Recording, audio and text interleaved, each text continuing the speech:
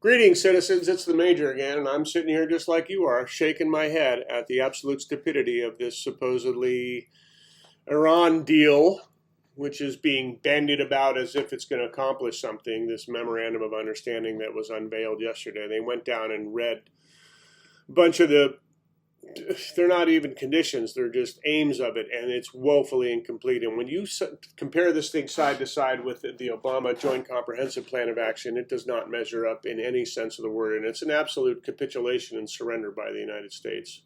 Because Trump just wants out of this. He realized what a mistake this was. Netanyahu talked him into it. Every other president was like, no, we're not doing that, Netanyahu. But of course, they finally found the one president dumb enough to go along with it. And as predicted, it's a disaster. We have revealed the limits of what the American military can do and what you can achieve with force, which is really, when the only hammer you have is a tool, every problem looks like a nail. And they went in there and tried to just bomb Iran into compliance and submission. They figured it worked great in Venezuela. Didn't work here. We just strengthened Iran's hand. We strengthened their hand. We're going to be giving them a ton of money.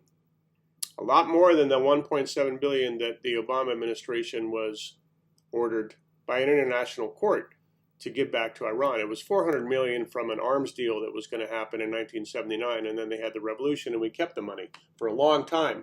$1.3 billion of that was for interest that money had accrued, and a judge ordered that we had to give it back, which we did. $1.7 billion, a far cry from the $300 billion that Iran stands to obtain from this agreement, supposedly contingent upon them behaving and complying with it, but there's no international monitoring or compliance for the nuclear materials involved in these talks. So we don't even know if that's going to happen. We had that with the old deal. We don't have that now. Apparently, $25 billion has already been freed up.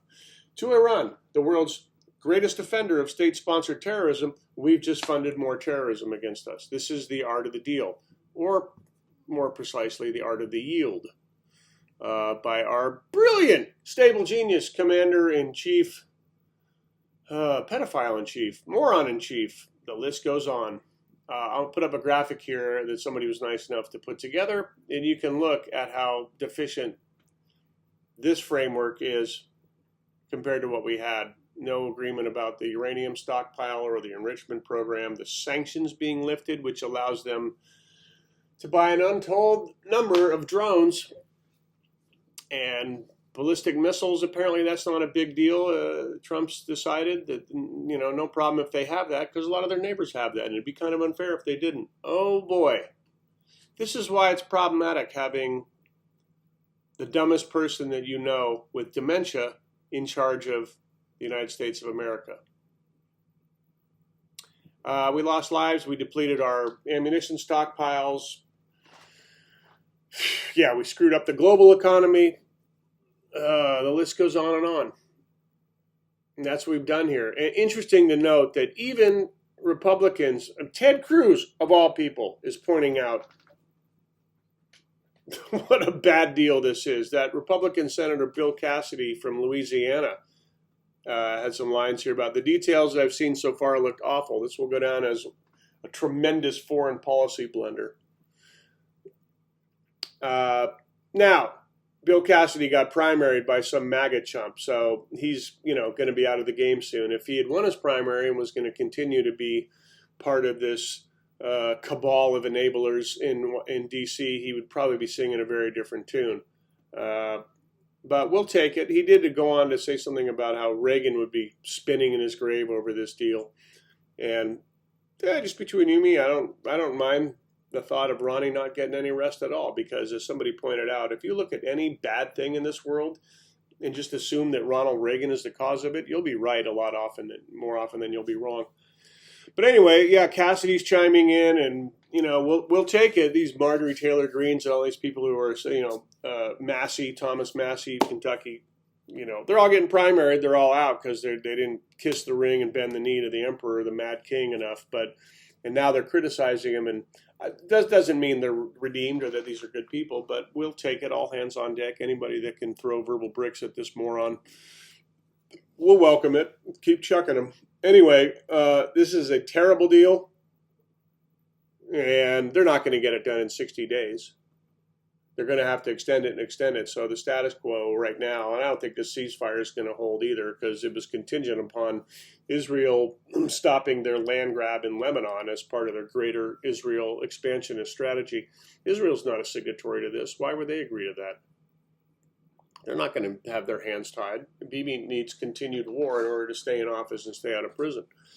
And in any event, you know, the JCPOA took 21 months to negotiate, and these were highly skilled professional diplomats and people that knew the region and knew the players and knew all the dynamics. And here you've just got real estate developers, Steve Witkoff and Jared Kushner and whoever the hell else who was in Islamabad last month, and they gave up after 20 hours. Well, of course you did. This is a extremely involved process that needs real professional people doing it. Not these rank idiot amateurs who, they're real estate developers. This is a whole different animal. But, you know, Trump is just going to hire the best and brightest. And, well, here they are, the best and brightest, right? I mean, you've seen the shit show this administration is. So you'll excuse me if I have very little faith that any actual agreement is going to be made, or that any deal is going to be struck and inked and actually adhered to. They're going to, this isn't going to work. It's just an agreement he's trying to find an off-ramp. Trump does not want to be in this war anymore. He's bored with it. He said as much. He wants out. And this is the greatest American surrender since, well, I don't know, Afghanistan, I suppose. We're not doing too good. We have not been winning a lot of wars the last few decades. Maybe we should stop getting involved with them and starting them. Maybe we should stop starting wars. Radical, huh? Anyway, this stuff drives me up the wall. It drives all of us up the wall, and it's very costly, and we're wasting money, and we could be spending on the American people. We could be getting something back for our tax dollars instead of this chaos that these people are just spraying all over the entire world all the time. I've made some memes about this for my sanity. I will share them with you at the end of this video. If you'd like to see more of them, you can follow my page on Blue Sky, the Screaming Butt Naked Patriot. There's also a major Fashbasher page if you want to go right-click and save these memes and spread them around. Perhaps they will assist with your own sanity. I'll put the link in the comments. Anyway, oh my God. I've just... It's the Trump administration. It's the Trump regime 2.0, where the worst day is always tomorrow.